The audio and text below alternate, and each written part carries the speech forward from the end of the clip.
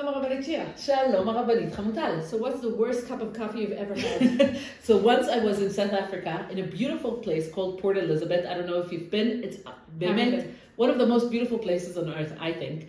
And I was sitting there with the shlicha from Chabad. She was hosting me. I was giving a shiur, and she made me coffee, and we started talking. And I was talking to her about what it's like to be the only family in the area that is Jewish, and her kids and the schools. And then I've asked her, where do you go to the supermarket? Like, where do you buy kosher foods? And she said, we try to do as much as we can at home. And then she said, for example, the milk that you're drinking in your coffee right now, it's from the cow that is outside. And I held myself not to spit the coffee as we were talking, because she very fresh. It was hot coffee. I couldn't bear the thought. And she said, and she took me outside, and I saw the cow, and she's milking the cow with her kids every day. Because Chabad and their family, especially, they're makpidim on Chalav Yisrael, meaning they're drinking only milk that is being produced by an Israeli, or that an Israeli has seen that it's being milked by them. Yeah. So that was a coffee that I don't want to repeat. But then it's a very interesting question. Yeah. Because there's a lot of different things. We have chalav, we have milk, we have cheese, and we have butter. Right. And it's three different criteria, right. Three different categories, and they have different halachot. So let's try and talk about that today. So, favorite products. Second chapter of Masechet Avodah Zarah, Daf Lamed Hey, speaks about things that you're not allowed to consume because they were made by non-Jews. Elu dvarim shel goyim asurim ve'en isura misura na'ah. You just can't have them, and it's not about if you're enjoying them or not. Chalav shechalavo goy ve'en Yisrael ro'eu ve'hapat ve'ashemen. So we're not going to speak about the bread or the oil, but we're going to say that there might be a problem when a non-Jew is milking the cow and you can't see it. Two different issues might come up. The one in our Gemara is saying that he might mix it with a not kosher animal's milk. Meaning, maybe he has a cow and a donkey or something else, and it produces milk, and he just mixes it up because he wants to produce more milk. So he's selling milk that he's producing in his farm, and he's milking the cow, then the donkey, then the pig, then whatever, and he's selling all of that milk together. And you don't know if it's kosher. And the Israeli doesn't know. Exactly. So that's very, very easy to understand. The Gemara in Yerushalmi is saying something different. It's saying something totally different. It's not about the kosherness of the milk, but he's saying that when the non-Jew is milking the cow, he's not supervising the milk. So you might put it in a big jar, and it's going to stay out all night, and a snake might come and spit his poison into the milk. It's a known issue in the Gemara, and it's just dangerous. So it's like pikuach nefesh. You're worried from the poison of the snake, and because they're not aware of it, an Israeli would make sure that it's always covered, that the jar of the milk is always covered, and a non-Jew won't notice it, and he might leave it open, and then it can cause like a problem. Exactly. And the Gemara in the Yerushalmi, it's nice wording. It says mishum gilui. It's open. It's out there. It's dangerous. You can't consume the milk, not because of kosher issues, but because we just are more cautious about our milk, and they're not. Okay. So this is what the Yerushalmi is saying, and this is what the Bavli is saying, and what do we do?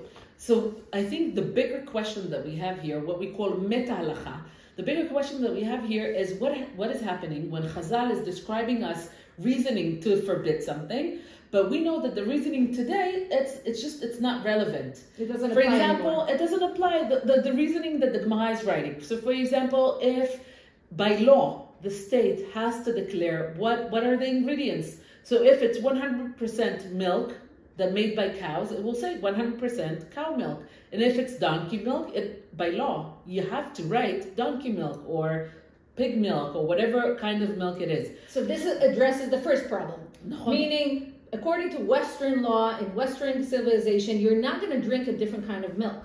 Because unless it's specifically specified. Exactly. And then you can choose not to have it. Exactly. But if you go to the supermarket and there's a nice cartoon of a cow on the milk, it's going to be cow's milk. So that's one issue addressed. And we're also saying only in Western countries, because not necessarily in all countries they have that law that they have to be completely honest about what's in their food and the ingredients, and so only in countries that the rules abide and then everyone follows them. And also the problem with the snake, everything is very supervised, everything is very clean, nothing is left open, because we're afraid of things going bad and not because of snakes. So these two reasonings don't really apply today. Today, most of the milk farms, everything is robotic. Everything is computerized.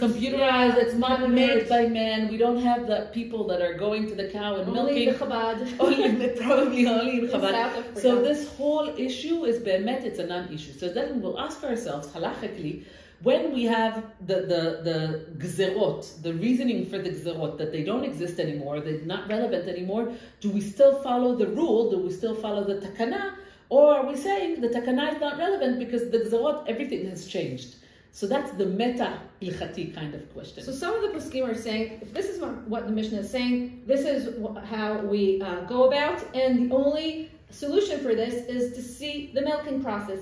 So you can do it by watching it through a screen. You don't have to physically be there. I know this is what some of the Chabad people do. They just watch the milking the whole time. That's one way to solve this problem. Another way is Rav Feinstein's idea. Rav Feinstein said that you can just rely on the law, on the government, and all the health departments that are supervising the milk, and you can drink milk even if it's not Chalav Yisrael. So that's the second solution. But I think also that Rav Feinstein is allowing it because to his understanding from when he reads the Gemara, it's not a takana that Chazal said. Yeah. Meaning it's something they that reasoning. They're giving us reasoning, or they're saying, beware, be careful, this is what you should notice regarding to milk, but they're not saying gzera, you're not allowed to have chalav nochri. Right. And that's why Rav Feinstein is allowing it, because it's not saying there's a gzera, and then, because the minute that you have a gzera, the minute that you have a takana, how do you say takana in English? I don't know.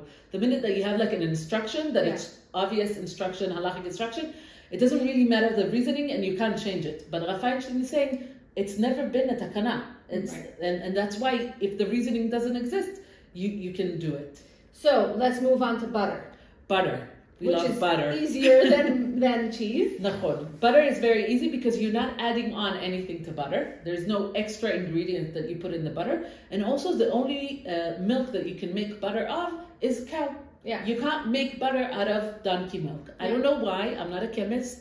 Yeah. If you can explain to us in the comments, go for it. But you can only make butter from milk that was milked from a cow. And therefore... Right, and the Shulchan writes explicitly about chemah, right? Gemara talks about chemah, Shulchan Aruch writes about chemah. Everyone is saying butter, it's a different issue. So let's talk about Shulchan Aruch. So let's start with the chemah, and then we'll move on to the gvina. כן, so in Kuf, יורה דעה, קוף ט"ו, חמאה של אקום, אין מוכרים לאנשי המקום שנוהגים בו היתר. You don't tell people that it's not allowed if they're already eating the butter that is made by non-Jews. So the Shulchan Aruch acknowledges that people eat כן. butter that they bought out of the supermarket. כן, because butter is something that you don't add... anything to except for salt. כן, and the Rama is saying, מותר לכתחילה, לבשלה לכתחילה. So you can cook with it, you can use it, you can eat it, because it's a different matter. So let's get to the final matter, which is cheese. And the Gemara is saying that the problem with cheese is that they used to make it they took a part of the cow, which was the stomach, and they put the milk in it to harden it, to make it into a cheese, and that's the issue. So some of the poskim are saying this is like cooking. Yes, you mix meat and milk, that's the issue. Others are saying that the type of... that it's not basar v'chalav because it's cold. Yeah, and it doesn't go through you don't boil the milk in the stomach of the non-kosher animal. Right, and the other issue is it kevat nevela. It wasn't nishchat properly, and that's the issue. And also we add things on to make it into cheese. It doesn't just become cheese by itself. And that's the issue. Are people adding things chemically induced or otherwise that make it into cheese? And that's the issue. Because in order to make the milk from liquid to something that is more solid, so you either do it like in the days of the Gemara naturally by using the enzyme from the stomach of the animal, or today in a lab where you add on the I don't know what kind of enzymes, things but it could also be non-kosher. That could be not kosher in order to harden the cheese.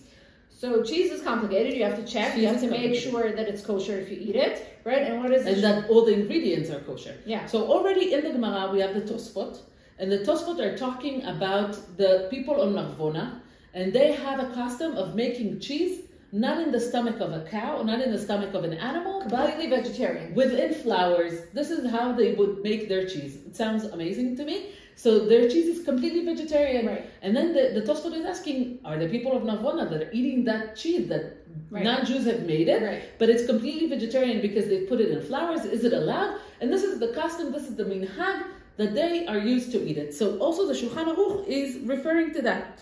גבינות האקום אסורים, בגלל שמעמידים אותם באור כבת שחיטתם שהיא נבלה. So you're not allowed to eat the cheese that you put in the stomach of the animal, and the animal is a not kosher animal.